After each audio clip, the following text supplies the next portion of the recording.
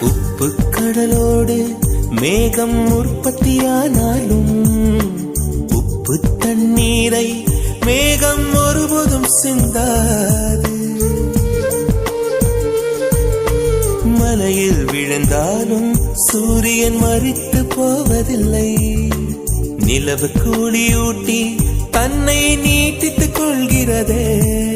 மேகமாய் நானும் மாறேனோ அதன் மேன்மை குணங்கள் காண்பேன்.